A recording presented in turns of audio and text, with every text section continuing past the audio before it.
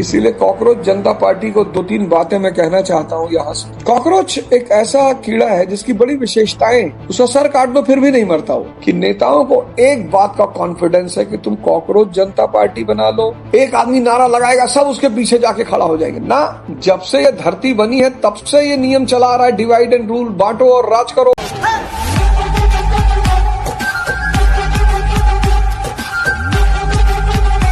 इसीलिए कॉकरोच जनता पार्टी को 2-3 बातें मैं कहना चाहता हूँ यहाँ से। और वो कॉकरोच जनता पार्टी तक पहुंच जाती है, मुझे मैसेज कोई ना कोई भेज ही देता है कि साहब ये बात आपकी पकड़ में आ गई। कॉकरोच जनता पार्टी को अगर नया भारत बनाना है, युवाओं ने बड़ा अच्छा काम किया, चलो कॉकरोच जनता पार्टी बनाई। जहां से भी ये शब्द आया कॉकरोच, इतिहास उस पर चर्चा करेगा कि भाई ये शब्द कॉकरोच कहाँ से आया। कॉकरोच एक ऐसा कीड़ा है जिसकी बड़ी विशेषताएं, उसका सर काट दो फिर भी नहीं मरता हो। कहते हैं अगर न्यूक्लियर हमला हुआ है, कहीं भी न्यूक्लियर हमला अगर होगा तो कॉकरोचों पे रेडिएशन का कोई असर नहीं हो। कितनी बड़ी बात है, कॉकरोचों पे रेडिएशन का कोई असर नहीं होगा। यानी अगर न्यूक्लियर युद्ध हुआ तो इस दुनिया में अगर कोई बचेगा तो कॉकरोच बचेगा। चलो युवाओं के पास भगवान का ये बहुत बड़ा वरदान है कि कॉकरोच बचेंगे। ये क्वालिटी होती है युवाओं की। रेडिएशन का कोई फर्क नहीं पड़ता। रेडिएशन मतलब तनाव, स्ट्रेस, एंजाइटी।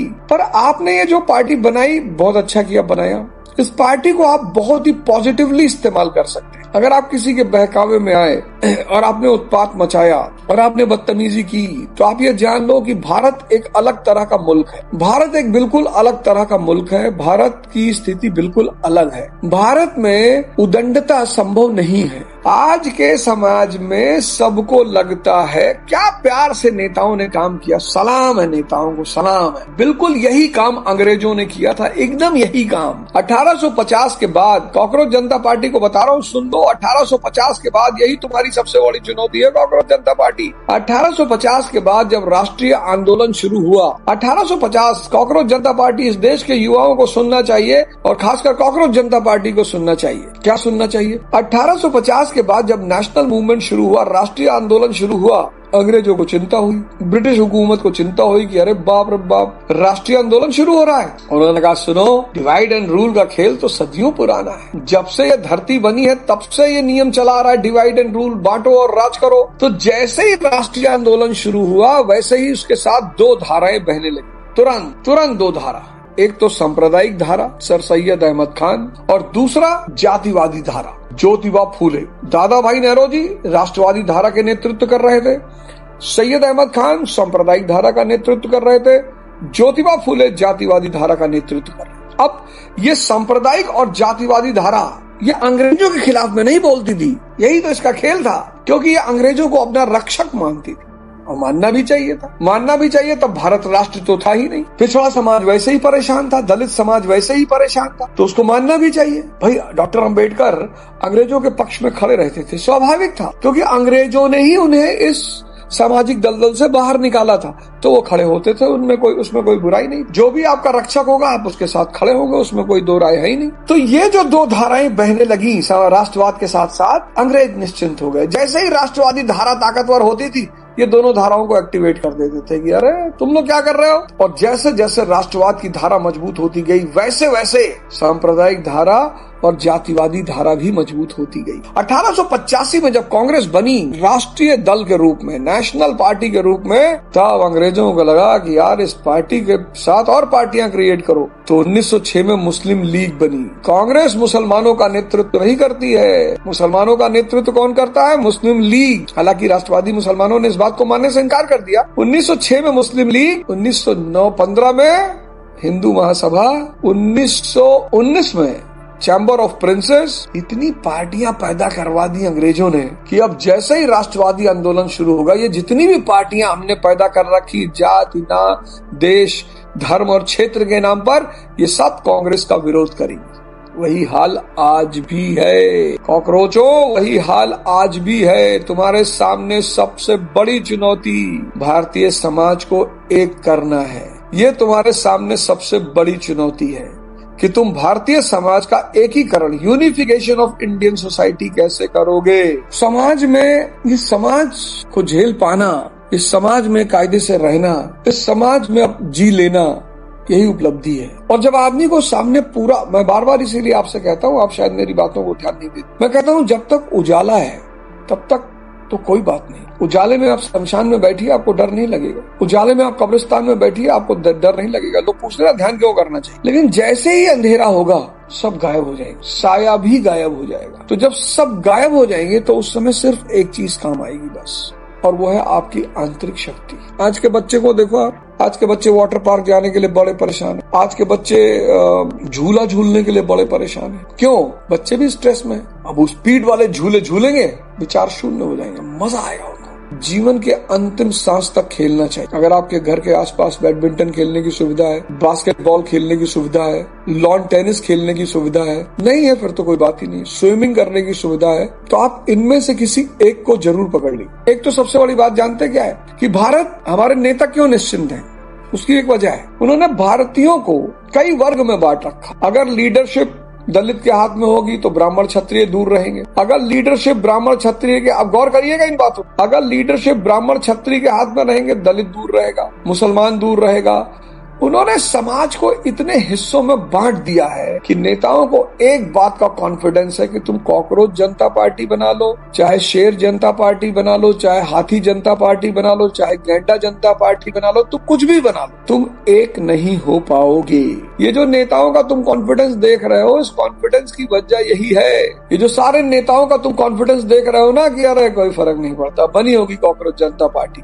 अगर यही सारा भारत एक होता, हिंदू, मुसलमान, दलित, ब्राह्मण, अगर ये सब एक होते, फिर तो ये नेता कांप जाते, फिर तो ये नेता रो देते कि अरे बाप रे बाप, ये पूरा भारतीय समाज एक है। एक आदमी नारा लगाएगा, सब उसके पीछे जाके खड़ा हो जाएंगे ना।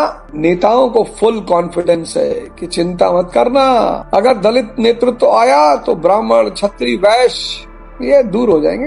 हमें क्या लेना देना है, हमसे क्या मतलब है, हमारा मुद्दा थोड़ी है। और दलित अगर सत्ता में आ जाएगा तो फिर अपर कास्ट को सताएगा, यही साइकोलॉजी बनी हुई है। ब्राह्मण, क्षत्रिय, वैश्य अगर लीड करेंगे तो दलित लीडरशिप उनको समझा देगी कि बेटा एक बार ब्राह्मण, क्षत्रिय, वैश्य दोबारा सत्ता में आ गए तो मनवादी शासन फिर से शुरू हो जाएगा, तुम मारे जाओगे, फिर गुलामी शुरू। किसी ने मनुस्मृति पढ़ी नहीं है। अगर नेतृत्व हिंदुओं के हाथ में आ जाएगा, मुसलमान टेंशन में आ जाएगा कि अरे बाप रे बाप, हिंदू नेतृत्व। इस देश में एक प्रथा है जो इस देश के लिए नासूर है, उस प्रथा का नाम है ठेकेदारी प्रथा। जब तक ये ठेकेदारी प्रथा या तो सुधरे और या खत्म हो जाए, जब तक ऐसा नहीं होगा तब तक इस देश के लोग लुटते रहेंगे। अब सरकार ने स्मार्ट सिटी, गोंडा को स्मार्ट सिटी घोषित कर दिया कि गोंडा भाई स्मार्ट सिटी। अब सरकार ने कहा कि भाई गोंडा स्मार्ट सिटी बनेगा, गोंडा स्मार्ट सिटी बनेगा तो पैसा आएगा, 5,000 करोड़ रुपया आएगा। अब उस 5,000 करोड़ रुपए में सबसे पहला पैसा आएगा 800 करोड़ की गोंडा की सारी सड़कों को पेरिस की सड़कों की तरफ बना दिया जाए, 800 करोड़। अब ये पैसा पास कौन करेगा? एग्जीक्यूटिव पास करेगी, सांसद, एग्जीक्यूटिव, ठेकेदार, ये तीन एलआई कर लेंगे। ये तीनों आपस में संबंध बनाएंगे, साहब 800 करोड़ पास हुआ है तो 100 करोड़ साहब लगा देंगे, साहब 100 करोड़ लगा देंगे साहब सड़क पे, 700 करोड़ आपस में बांट लेंगे। कुछ ठेकेदार बहुत और खतरनाक है, कहते हैं साहब 5 ही करोड़ में काम हो जाएगा। काम कितना पास हुआ? 800 करोड़। काम कितना हुआ? 5 करोड़। पहली बारिश में सड़क गायब। लेकिन उस देश, उस एरिया के जो समृद्ध लोग हैं वो बड़ी बड़ी गाड़ियों में चल रहे हैं, उस सड़क का उनके ऊपर कोई फर्क ही नहीं पड़ रहा है। वो पेरिस जैसी सड़क लेके करेंगे क्या? क्योंकि इस देश के सामान्य आदमी को पता नहीं कि इंफ्रास्ट्रक्चर का मतलब क्या होता है। दूसरी चुनौती कॉकरोचों तुम्हारे सामने ये है कि तुम भारतीय जनता को ये समझा ले जाओ कि तुम लुट कैसे रहे हो। भारतीय जनता को पता ही नहीं। एक आदमी विधायकी का चुनाव लड़ता है, एक आदमी सांसदी का चुनाव लड़ता है, और जब वो विधायक बनता है या सांसद बनता है तो एक सामान्य आदमी होता है, उसके पास एल्टो गाड़ी होती है, एक 200 गज का मकान होता है। लेकिन जैसे ही वो 10 साल सांसद रह लेता है उसके पास अरबों रुपए आ जाते। ये कैसे हुआ? भारतीय जनता को लगता है कि ये बंदा कुबेर से दोस्ती कर लिया है। भारतीय जनता एकदम चिंतित नहीं होती, एकदम परेशान नहीं होती कि सांसद जी का तो कोई बिजनेस भी नहीं है, सांसद जी का कोई व्यापार नहीं है, इंडस्ट्री नहीं है, फैक्ट्री नहीं है, इतना पैसा सांसद जी कहाँ से ले आए। इस बात पर वो मनन ही नहीं करती, वो जानना ही नहीं चाहती। आपको दूसरा सबसे चुनौतीपूर्ण काम यही करना है कि इस देश की जनता को आपको समझाना है कि तुम लुट कैसे रहे हो। हिंट मैं दिए देता हूँ। सरकार इतना योजनाएं बनाती है, अब सरकार योजना सीधे तौर पर तो लागू नहीं करेगी, तो उसके लिए कार्यकारिणी की मदद लेगी, एग्जीक्यूटिव की मदद लेगी सरकार। सुनो सरकार कैसे इस देश की जनता लूट रही है। जैसे अंग्रेज भारत की जनता को लूटते थे तो भारत की जनता को लगता था कि ये महाजन हमको लूट रहा है। महाजन तो 5% लूटता था, असली तो अंग्रेज लूटते थे। तभी तो लोग बोलते रहे हिट मार देंगे, ये कर देंगे, वो कर देंगे, फलाना कर देंगे, कॉकरोचों को। क्यों? कॉन्फिडेंस में। तो कॉन्फिडेंस की वजह ही यही है क्योंकि भारतीय समाज बटा हुआ है, और जब समाज बटा होता है तो राजनीति निश्चिंत होती है कि कर क्या लोगे। आज भारतीय समाज की सबसे बड़ी चुनौती है कि भारतीय समाज बटा हुआ है और बहुत बुरा बटा हुआ है। बहुत मतलब इतनी ज्यादा डिवीजन मैंने अपने जीवन में पहले कभी नहीं देखी। जो डिवीजन आज मैं देख रहा हूँ वो डिवीजन मैंने पहले कभी नहीं देखा। जब तक समाज बटा रहेगा तब तक राजनीतिज्ञों के ऊपर कोई फर्क नहीं पड़ेगा। इसलिए कॉकरोच जनता पार्टी के सामने जो सबसे बड़ी चुनौती है, युवाओं के सामने जो सबसे बड़ी चुनौती है कि आपको भारत के समाज का एकीकरण करना पड़ेगा। अब वो आप कैसे करोगे ये आपको सोचना पड़ेगा, इस बात पर आपको काम करना पड़ेगा, आपको सोचना पड़ेगा, वो उस पर आपको काम करना पड़ेगा।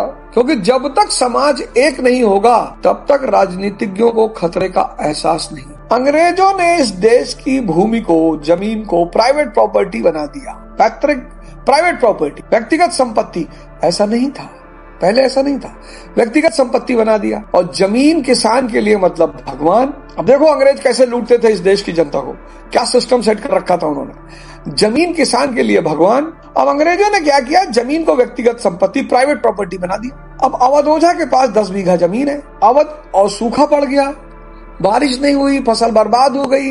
अवध ओझा के पास पैसा नहीं है कि वो टैक्स जमा कर दे, और अवध ओझा अपनी जमीन भी नहीं खोना चाहते क्योंकि जमीन मतलब भगवान। भारत देश में जिसके पास जमीन नहीं है वो गृहस्थ नहीं है, वो मजदूर है।